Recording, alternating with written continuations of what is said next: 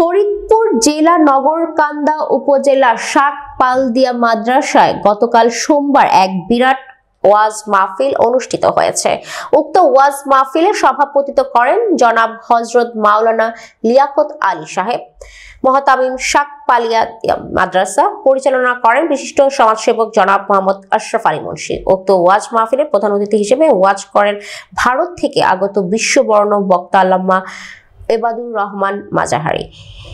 বর্ধমান ভারত আরো বয়ান পেশ করেন তারুণ্যের অহংকার আলোর সৃষ্টিকারী বক্তা জনাব হযরত মাওলানা মুফতি আল আমিন যুক্তিবাদী ফরিদপুর। ভারতবর্ষে আপনাদের এই বাংলাদেশে এবং গোটা মুসলিম কান্ট্রিতে যত মুসলমান আছে আমার মনে হয় ভারতবর্ষে বেশি মুসলিম আছে। এমন মানে সব কান্ট্রি মিলিয়ে না, কোন এমন কান্ট্রি নাই যে এতগুলো মুসলিম আছে।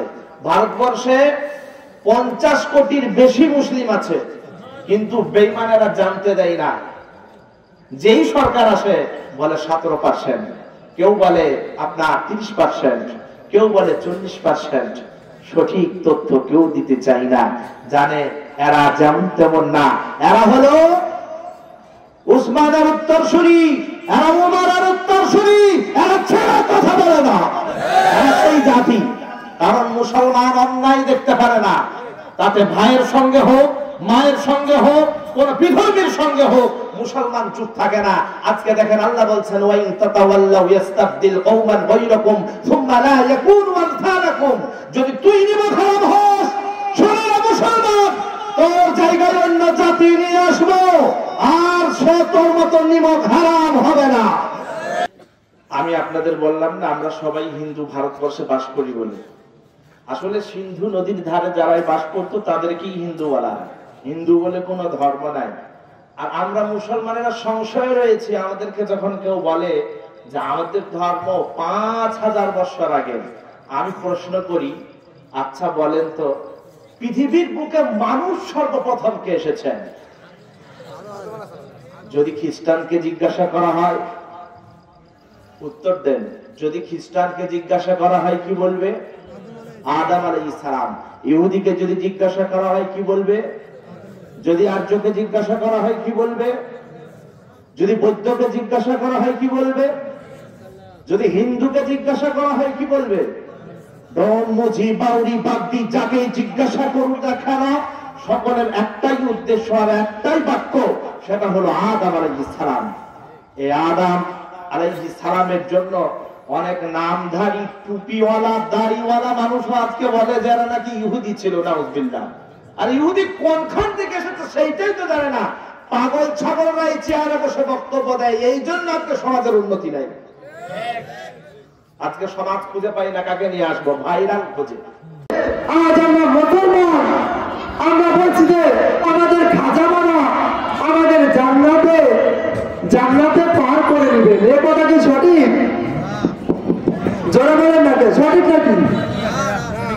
তাহলে যারা বলে যে আমরা কিয়ামতের দিন বলবো যে আমার খাজা বাবা জানে, তাহলে এই পয়সা কথা, এই অনর্থক কথা সেদিন কি বলতে পারবেন? বলতে পারবেন না কেন? তাদের মুখ থাকবে মরমালা। সুতরাং যে ভণ্ডরা, যে আক্রোশীর মুরিদরা, যে খাজা বাবার শাগরেদরা বলে যে কিয়ামতের ময়দানে আমাদের পীর সাহেব, আমাদের গুরু আমাদেরকে পার করে দিবেন, তারা উত্তর দিবে আরে ভাই এখানে আল্লাহ রাব্বুল আলামিন বলেন তাদের মুখকে আকওয়াহিম, তাদের মুখকে বহন করে দেওয়া হবে। তো তোমার খাজা বাবা কয়জনের সুপারিশ করবে? করতে পারবে কি নি? পারবে? সেদিন কিয়ামতের দিন আমাদের হাত কথা বলবে, এবং আমাদের পা সেদিন সাক্ষ্য দেবে বিমা কানু ইয়াকসিবুন, আমরা যেটা দুনিয়া থেকে আমরা উপার্জন করেছিলাম। ঠিক না ভাই বেটি? তো যদি আমাদের হাত সাক্ষী দেয়, তাহলে আজকাল যে অবস্থা, আমাদের থানায় গেলে কি হয় বলতো? ওই চুপি চাপি এই হাতের মধ্যে পুষে দেওয়া হয় বড় ছাড়, কিছু টাকা পারেন? দেওয়া হয় কিনা? তারা কি মুসলমান না হিন্দু বলেন? প্রিয়জনিত মুসলমান। শুধু পুলিশের থানায় নয়, সরকারি কর্মকর্তাগণ ঘুষ খাচ্ছে। কেমন যেন